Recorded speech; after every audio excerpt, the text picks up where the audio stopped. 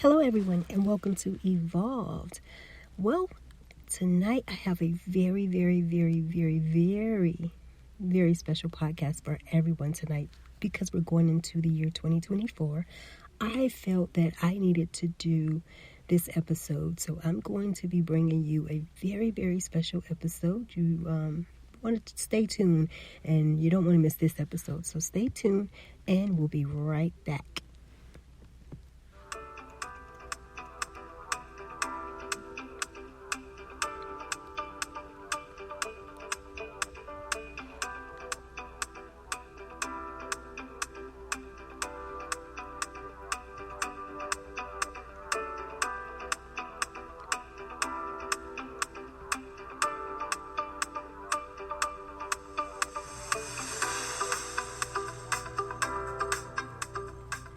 All right, thank you guys so much for joining me, coming back and joining me on this episode. Like I said, I wasn't going to do this episode, but I was going to wait. But you know what? We are going into the year 2024, and I said, you know what? I want to do this episode, this topic, and the topic that we are going to do tonight is going to be very good. But first, welcome to Evolve. This is the podcast that builds one another up. Share your opinions, your thoughts, ideas, beliefs, and your feelings, where you're never outcast for being who you are. Welcome to Evolve Podcasts and Episodes. I am Tialonda, your host.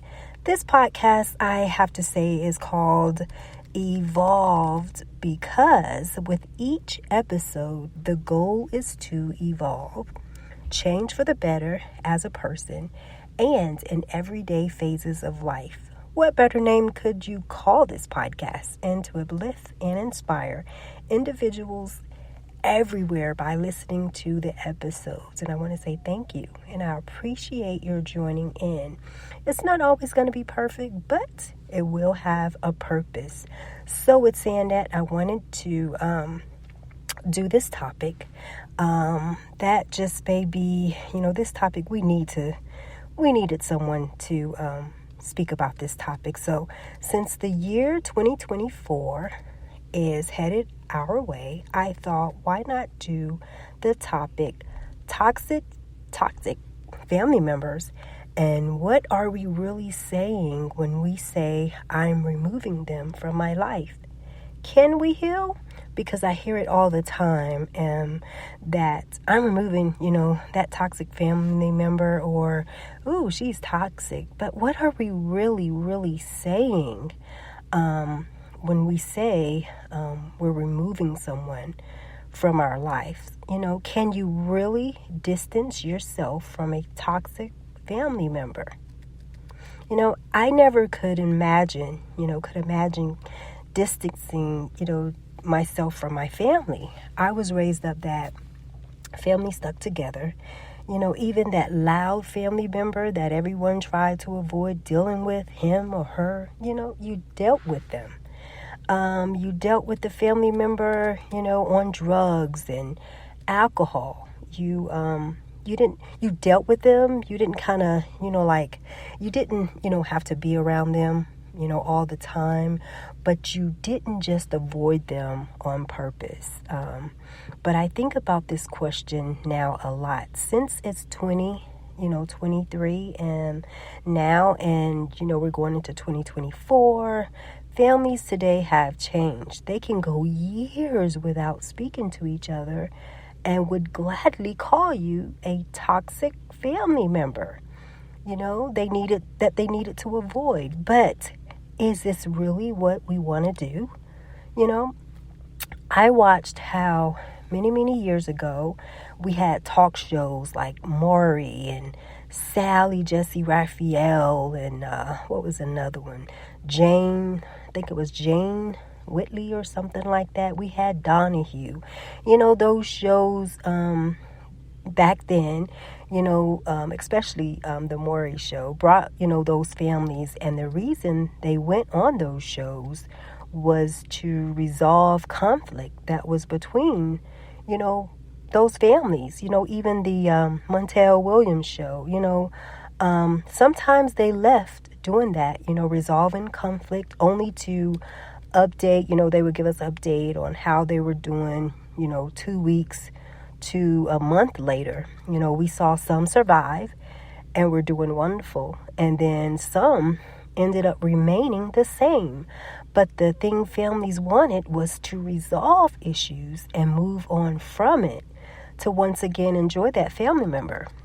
I am so shocked that today we are okay with removing or distancing ourselves from a family member, possibly never speaking to them again is fine.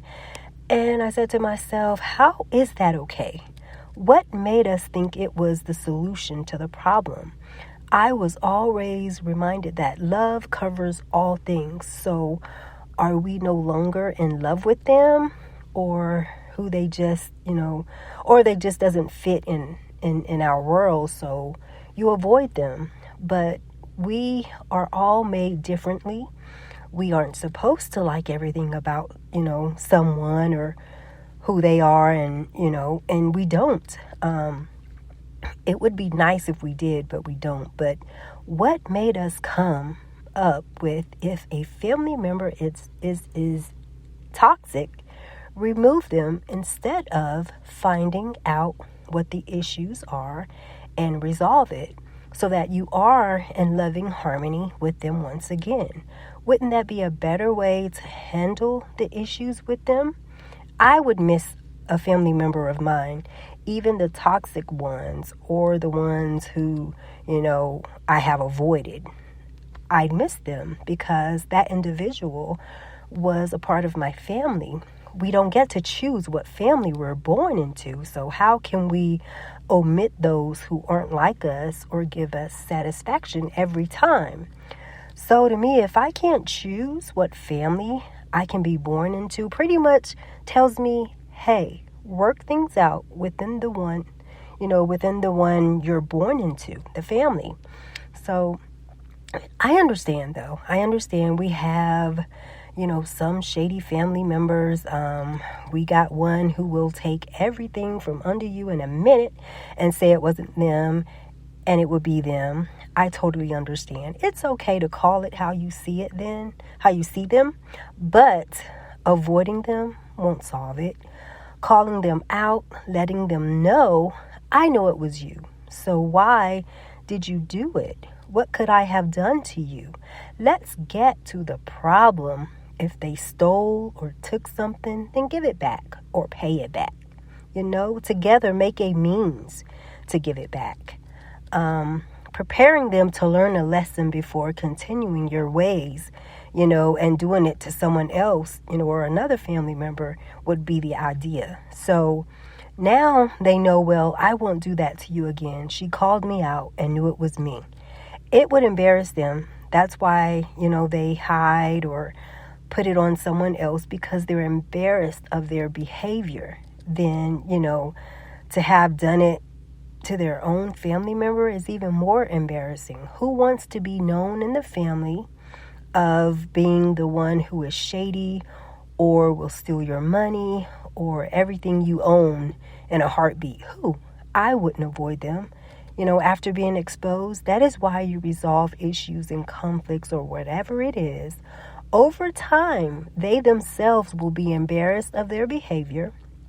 I wouldn't remove them myself, a toxic family member. I'd expose them instead. That's how you have to handle them, because you can never remove what it was you were born into, but you can settle your issues with them. And if they did something, you could expose them. If I stole money from a family member or a large sum or used their credit card, they found out it was me, all the cursing won't solve it. The arguments won't solve it.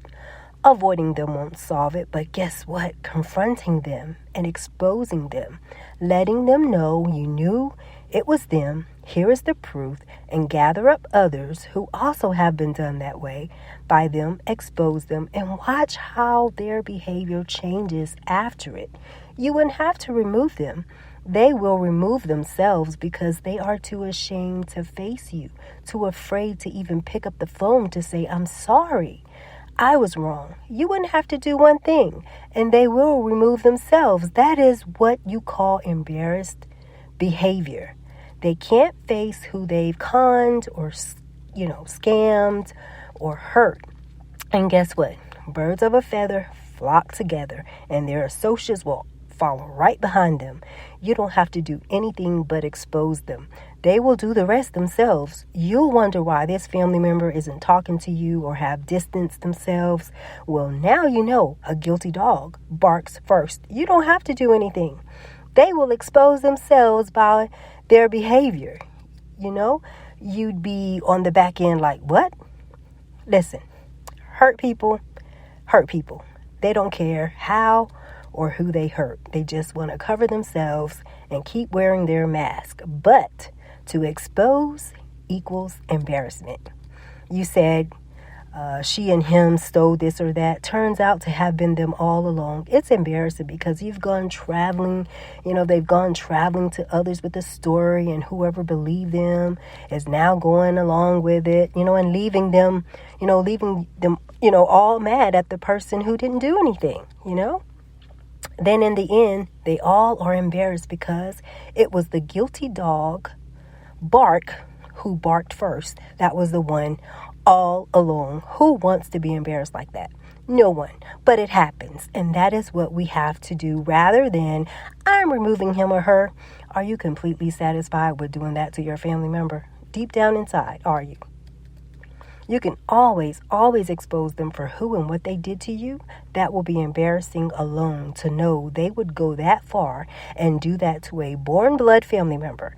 So that's how I handle a toxic person or family member. I didn't have to shout, yell, or curse or anything like that. Eventually, sending them a nice letter in the mail or a gift card, to buy a cup of coffee and a card and the proof to them. Watch how they, would just move out my way or your way, on their own. But once they're over the embarrassment, guess what? You can expect them to then talk with you and you'll then get your apology at that moment, and it will be well worth it. That's all you have to do. And I got to say, I love each and every member of my family. We are all scattered in different states, but you know who you are, and I love you. Did you enjoy this topic? I know I did. I'm sure you got something from it. Would you like a topic? Would you like to suggest a topic to discuss? Or would you like to support this podcast? Send all your suggestions or concerns to evolvetopics@gmail.com and visit the link in the podcast description if you'd like to support. It's appreciated, and thank you. This is Tialonda. Thank you for joining me on this evening's podcast, and see you next time on the next episode of Evolved.